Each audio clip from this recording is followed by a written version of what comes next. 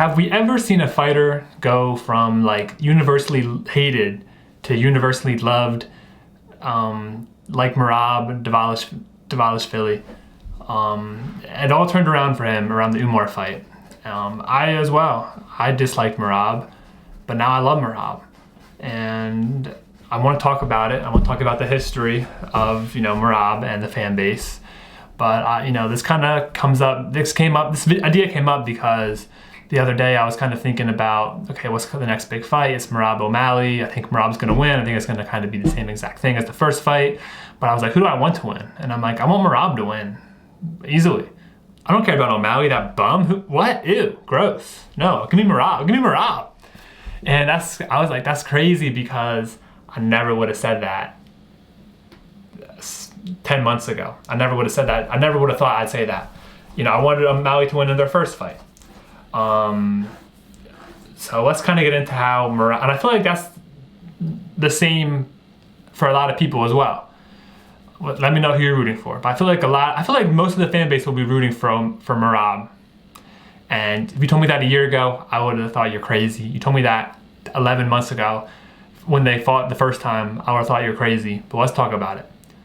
All right, so the first kind of big fight of Merab's run was the Aldo fight. And obviously the fans love Aldo. He was one fight away from the title shot at the time if he had won. And he loses. Merab, it was not a bad performance, but a boring performance. He couldn't get Aldo down. Aldo has great takedown defense, but he just kind of held him against the cage, knee in the thigh. It was kind of like peak boring Merab, if you will. And a few weeks after the fight, he reveals that Aldo said to him he's going to retire.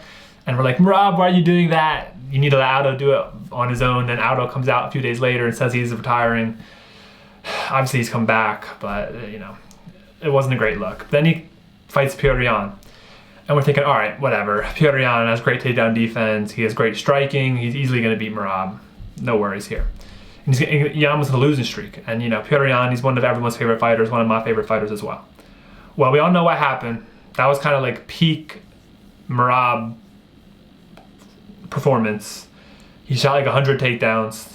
He started on his pace from the first second, and he just went nuts in that fight. And I think we were all kind of like a little bit stunned because he had done something similar in the Aldo fight, but that was 3 rounds. There was, the Petr Yan fight was like Merab, at his peak of going crazy with the cardio and takedowns and stuff.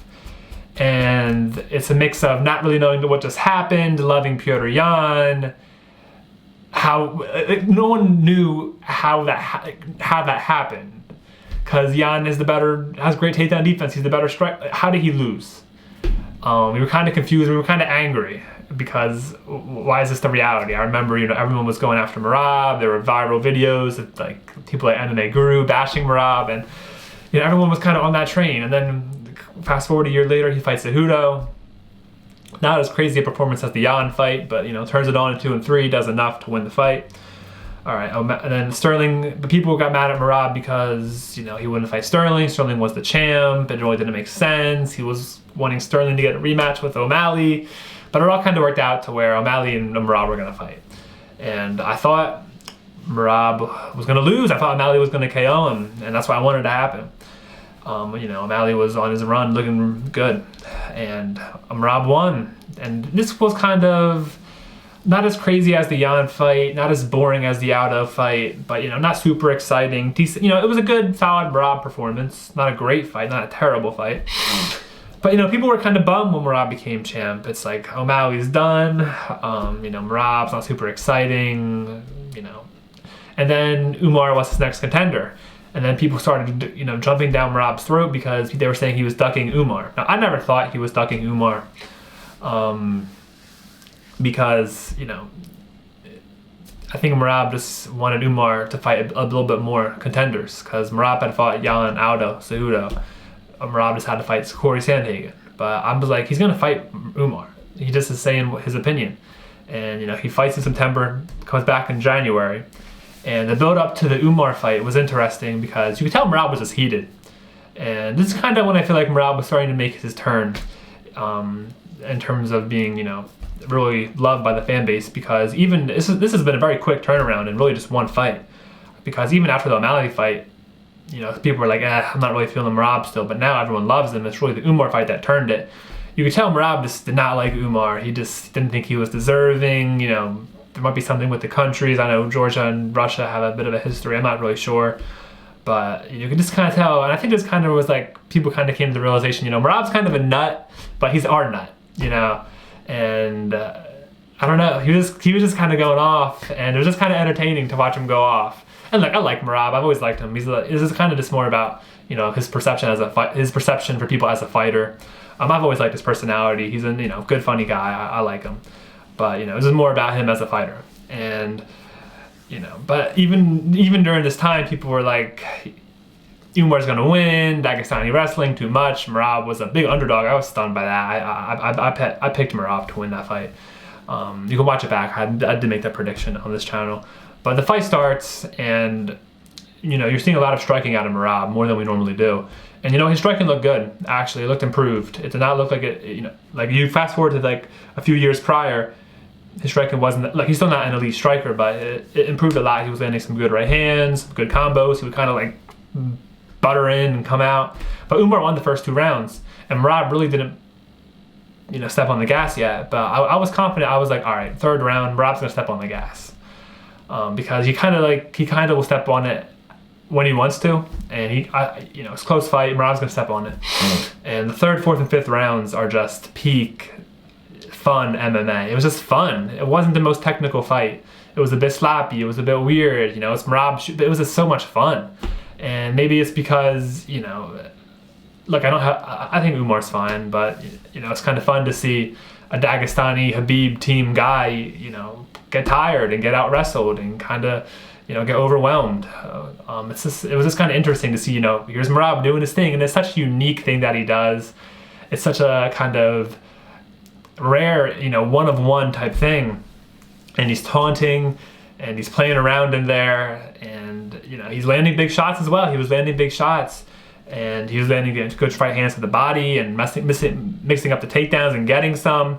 And the crowd was getting behind him. You know, this is a crowd in Los Angeles. They're getting behind him, and it's like, oh, this is kind of coming together for Merab now. And it's just something you never see. You never see a Habib team guy let that happen to. Let that happen to them.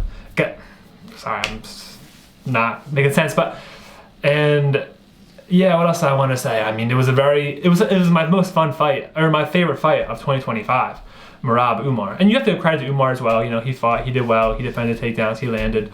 But you know, some people say Umar won that fight. Please, you're out of your mind. So yeah, that's still my fight of the year for 2025. We're about halfway through. But you never would have thought Merab Umar was going to be that fun. And you have to give credit to Merab, because it's just such an interesting thing.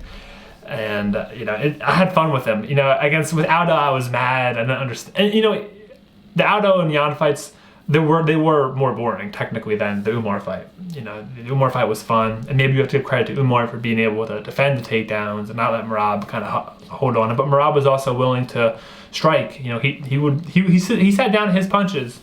And of course, we saw, you know, the vintage Merab going for 100 takedowns, missing them, getting them, going for them again. But, you know, I kind of like it now. I don't know why. I kind of like it now. You know, instead of being against it, I'm with it. And it's kind of fun to be with it. I don't know. So, yeah, I'm rooting for Merab to beat O'Malley, which is something I never thought I would say. I never thought I would root for Merab to beat O'Malley. But I am. And I think he will. I mean, O'Malley still has a chance to knock him out. And I'll make predictions for that fight when it comes. But, yeah. So I just, we're kind of at a lull in the sport right now. June looks pretty good. The rest of May, So I kind of wanted to just still make a video, stay active on the channel. So yeah, I feel like this is kind of a video I wanted to make. So yeah, hopefully we can get to June quickly, and I'll be making a bunch of content. But yeah, I wasn't gonna do a in-depth breakdown for Macy Barber versus Aaron Blanchfield. So yeah, thank you guys for watching. See you later. Peace.